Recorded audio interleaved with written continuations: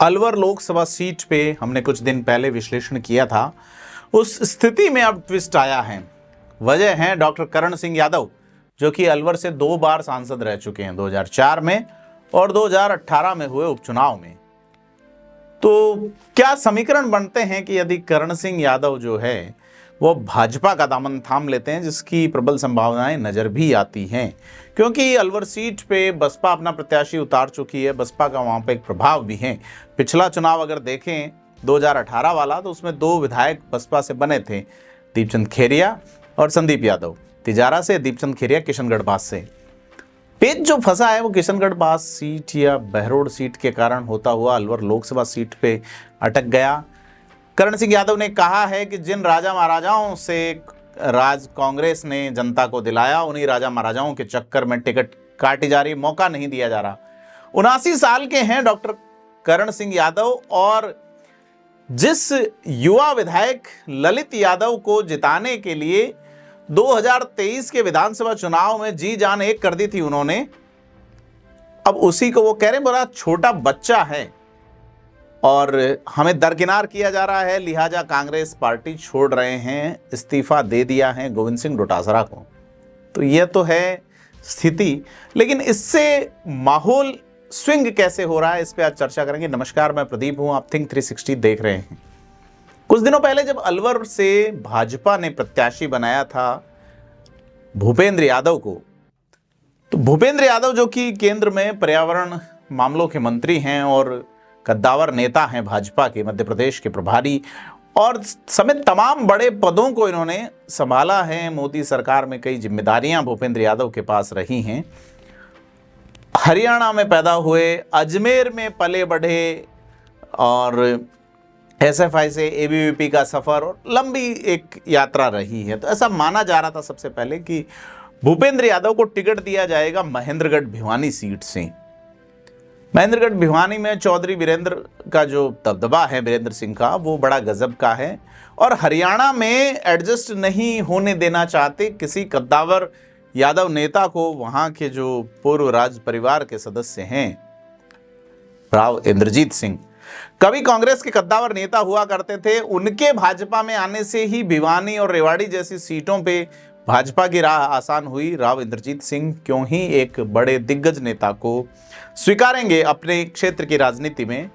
तो राव इंद्रजीत सिंह ने चौधरी वीरेंद्र को चुनाव जिताने में मदद की। यादव बाहुल वाली ये सीटें हैं, ये इलाका है, जयपुर ग्रामीण है, अलवर है। तो इन इलाकों में जाति का वर्चस्व है और इसी वर्चस्व के सहारे भारतीय जनता पार्टी संसद की सीढ़ियां एक और प्रत्याशी अलवर से यादव प्रत्याशी को पहुंचाना चाहती हैं। इससे पहले यहां बाबा बालकनाथ 2 बार सांसद रहे हैं, उपचुनाव में जीते थे, फिर मुख्य चुनाव में जीते। इनसे पहले उनके गुरु महंत चांदनाथ अलवर से सांसद रहे हैं 2004 में और 2009 में। 2004 में करण सिंह यादव, जिन्होंने इस्तीफा दिया है, वो सांसद बने थे। उपचुनाव में जब अलवर वाला उपचुनाव हुआ था तो उसमें करण सिंह यादव जीते थे, माफी चाहता हूँ। तो बाबा बालकनाथ जो है वो 19 में जीते थे मुख्य चुनाव में। तो यह समीकरण है कि महंत चांदनाथ 2014 में बने, उनका जब निधन हो गया और चुनाव करवाया गया तो करण सिंह यादव चुनाव जीत गए। और 2018 में किशनगढ़ बास सीट जो है उस पे पेच फंसता है। पेच ऐसे फंसता है कि कांग्रेस विधानसभा का टिकट देती है करण सिंह यादव को 18 वाले चुनाव में, लेकिन करण सिंह यादव तीसरे नंबर पे चले जाते हैं, चुनाव जीत जाते हैं बसपा के दीपचंद खेरिया। और इस टक्कर में करण सिंह यादव का राजनीतिक जो करियर है उस पर एक थोड़ा सा ब्रेक लगता है। तो लोकसभा के सांसद जो कि उपचुनाव में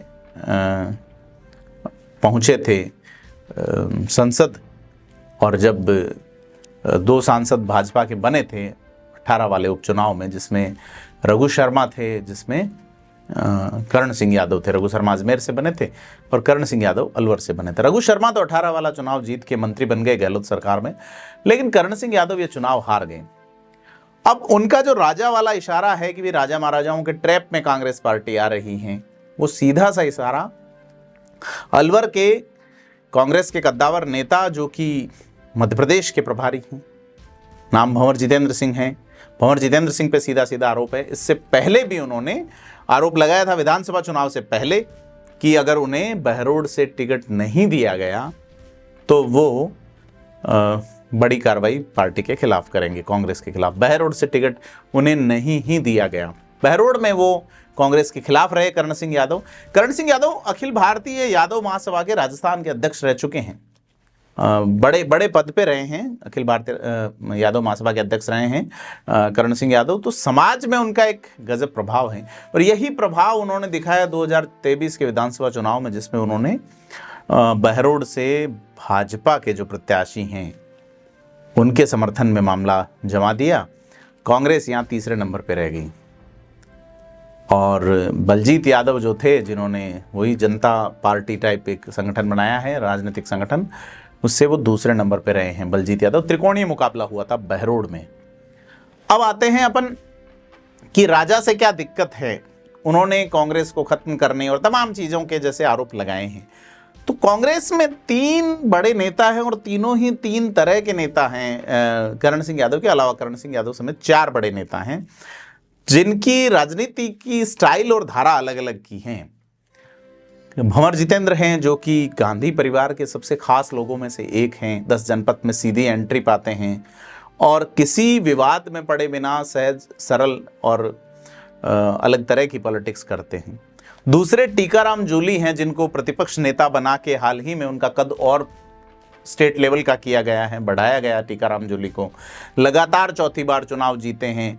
टीकाराम जूली अनुसूचित जाति वर्ग में एक बड़े नेता के तौर पे उभर के आए हैं। टीकाराम जूली की विधानसभा में परफॉर्मेंस भी अलग तरीके की रही है। अलवर ग्रामीण सीट से विधायक हैं। और तीसरे जो नेता हैं उनका नाम धर्मेंद्र राठौड़ हैं, जो चुनाव तो नहीं जीते लेकिन चुनाव जीतने के बाद वाली जो पॉलिटिक्स है उसके नेता हैं। लेकिन इन 2 से करण सिंह यादव को कोई दिक्कत नहीं। दिक्कत भंवर जितेंद्र से है, राजा महाराजाओं पे आरोप। हालांकि अगर हम इनका जो विकिपीडिया पेज देखें तो उसमें एक इन्फॉर्मेशन है कि करण सिंह यादव के पिता स्वर्गीय गणपत सिंह बीकानेर राज परिवार के खास लोगों में से एक थे। तो यह अलग तरह का एक मामला बनता है। लेकिन चूंकि यह बात हो गई विधानसभा चुनाव तक की कि करण सिंह यादव को विधानसभा का टिकट नहीं मिला तो उन्होंने पार्टी की खिलाफत की। अब लोकसभा का टिकट भी नहीं मिला तो पार्टी छोड़ दी है। लोकसभा का टिकट दिया गया ललित यादव को, मुंडावर के विधायक हैं, पहली बार के विधायक हैं। राजस्थान की जो सबसे बड़ी यूनिवर्सिटी है राजस्थान विश्वविद्यालय, उसमें महासचिव रह चुके हैं, यूथ पॉलिटिक्स की है और अब जो है वो संसद की राह पे हैं। जैसे पिछले हमने अपने विश्लेषण में बताया था कि अगर करण सिंह यादव या ये जो ललित यादव हैं, इनमें से किसी को टिकट दिया जाता है तो निश्चित तौर पे राह मुश्किल हो जाएगी भूपेंद्र यादव की। तो कांग्रेस द्वारा टिकटों की घोषणा करने के बाद राह मुश्किल हो गई थी, लेकिन करण सिंह यादव के पार्टी छोड़ देने से भाजपा ने अब राहत की सांस ली है, क्योंकि यह वो सीट है, अलवर की सीट, जहां भाजपा जो है वो 1,16,000 के आसपास वोटों से पीछे है। सबसे बड़ा डेंट अगर प्रदेश में भाजपा को किसी ने दिया तो वो अलवर ने दिया है। उनके यहां पे महज 3 विधायक हैं। तिजारा से बालकनाथ जीते इसलिए कि तीसरा प्रत्याशी मार्जिन वोट से ज्यादा वोट ले गया।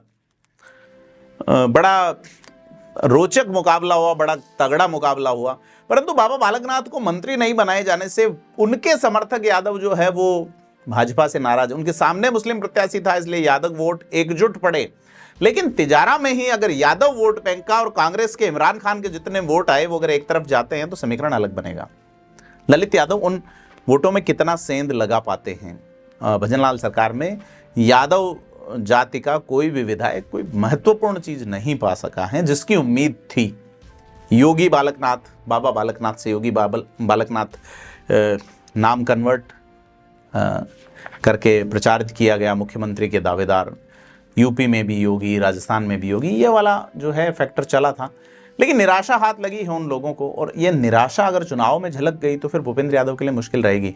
लेकिन भूपेंद्र यादव ने डॉक्टर करण सिंह के पार्टी छोड़ने से, कांग्रेस से सीधी नाराजगी जताने से राहत की सांस ली होगी। लेकिन करण सिंह की उम्र अब 80 के आसपास है, और करण सिंह के कहने में वोट कितने हैं, क्योंकि लोगों को लगता है कि जो मुंडावर के विधायक हैं ललित यादव, यह एक लंबी राजनीति के नजर आते हैं घोड़े, क्योंकि इनका लंबा करियर है। तो किस दिशा में जाएगा एक वोट बैंक, ये बड़ी देखने वाली बात होगी। अगर दूसरे विधायक की बात करें तो संजय शर्मा है अलवर से। तो संजय शर्मा अलवर शहर से विधायक। अलवर शहर एक ऐसा विधानसभा क्षेत्र रहा जहां सबसे कम वोटिंग हुई है, 67% के आसपास वोटिंग हुई, 10,000 का अंतर रहा। और उसके अलावा अगर अपन बात करें तो बहरोड सीट से, जिसका मैंने जिक्र किया कि वहां करण सिंह यादव ने प्रचार किया भाजपा के या कांग्रेस के खिलाफ, तो डॉक्टर जसवंत सिंह यादव वहां से चुनाव जीत गए। तो भाजपा की जीत 3 सीटों पे है। अलवर सीट पे आरएसएस पृष्ठभूमि और संजय शर्मा का अलग अंदाज जो है, नाम भी चला था कि ब्राह्मण मुख्यमंत्री बनाया जाएगा, तो 3 लोगों के नाम चले थे, जिसमें भजनलाल शर्मा का ज़्यादा उल्लेख नहीं हुआ, लेकिन गोपाल शर्मा का नाम था, संजय शर्मा का नाम था और भजनलाल शर्मा का भी नाम था कि अगर भाजपा इस पृष्ठभूमि के लोगों में से किसी को चुनती है तो यह नाम हो सकते हैं। अब जो सीटें हैं उनमें यादव समाज के 2 प्रत्याशी, 2 विधायक भाजपा में हैं और एक जो है वो ब्राह्मण समाज से हैं। लेकिन कांग्रेस में जो 5 विधायक हैं अलवर के, उनमें से एक एसटी हैं, मीणा हैं। अब एसटी वोट बैंक भी है, जो किरोड़ीलाल मीणा को कोई मुख्यमंत्री या मुख्यमंत्री जैसा पद नहीं दिए जाने के कारण थोड़ा किंचित डगमगाहट है। बाबा किरोड़ी भी क्यों चाहेंगे अपने प्रभाव वाले एरिया में एक और राष्ट्रीय स्तर के नेता की एंट्री, ये बात हम पहले कर चुके। और यह जो जिला है, अलवर जिले में 15% के आसपास घोषित मुस्लिम आबादी हैं। SC ST वोट 32% के आसपास हैं। तो 46-47 से गिनती शुरू होती है। कांग्रेस करण सिंह यादव के आने से कितना फर्क पड़ेगा भूपेंद्र यादव के पक्ष में, देखने वाली बात होगी। विधानसभा चुनाव को बेस माने तो प्रदेश में 11 सीटें ऐसी है जहां कांग्रेस जो है वो भाजपा से आगे रही हैं लोकसभा के नजरिए से विधानसभा की वोटिंग में। और अगर यही आकलन होता तो 18 में भी कांग्रेस की कुछ सीटें आती, लेकिन 18 में तो कांग्रेस 12 सीटों पे आगे थी वोटिंग में। लेकिन चुनाव इतना अलग तरीके से, इतना घटिया लड़ा कि वो एक भी सीट नहीं जीत पाई, 25 की 25 गंवा दी। अब यहाँ 11 पे आगे हैं, तो विधानसभा और लोकसभा का एक स्टाइल और जोनर अलग तरीके का रहता है। तो जो टेम्पो अभी बना हुआ है उसको कितना बना पाते हैं, क्योंकि करण सिंह यादव ने ललित यादव को बच्चा बताया है कि छोटा सा बच्चा है, और इन्हीं के पक्ष में विधायक बनाने के लिए वो प्रचार कर रहे थे। अब करण सिंह यादव क्या खुले तौर पे भूपेंद्र यादव को सपोर्ट करेंगे? अगर सपोर्ट करेंगे तो वो, चूंकि उनकी एक अच्छी पृष्ठभूमि रही है, अलग तरह की पॉलिटिक्स रही हैं, तो क्या वो भूपेंद्र यादव को पूरा सपोर्ट दिला पाएंगे? दूसरे भंवर जितेंद्र जो दूसरी तरफ हैं, जिनकी प्रतिष्ठा का सवाल है कि वो इस बार प्रत्याशी नहीं है।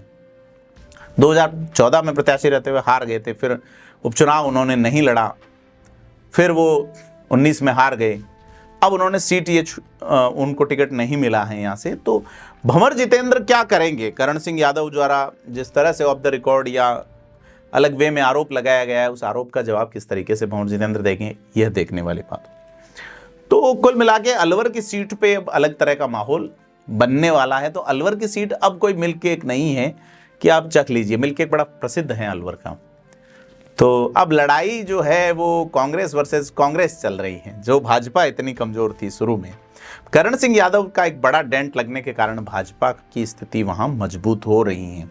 लेकिन Muslim vote bank, SC ST vote bank जिसमें खासा प्रभाव रखते हैं, वहां जो ST से विधायक है वो भी कांग्रेस से हैं। SC के जो विधायक हैं टीकाराम जूली, जिनका एक बड़ा प्रभाव है, कैबिनेट मिनिस्टर स्तर का दर्जा है प्रतिपक्ष नेता होने के कारण, बड़ा कद किया गया है। तो अभी भी भाजपा के लिए राह आसान नहीं है, लेकिन कांग्रेस के लिए भी एक बड़ा डेंट पड़ा है। आप क्या सोचते हैं अलवर की सीट को लेके, क्या स्थिति बनेगी? हमें कमेंट बॉक्स में जरूर बताएं, और हमारे वीडियो को लाइक शेयर करें, पेज को सब्सक्राइब जरूर करें हमारे यूट्यूब चैनल को, ताकि हम आपको राजस्थान की राजनीति से जुड़ी हुई अपडेट्स को लगातार आपके सामने रख सकें। धन्यवाद।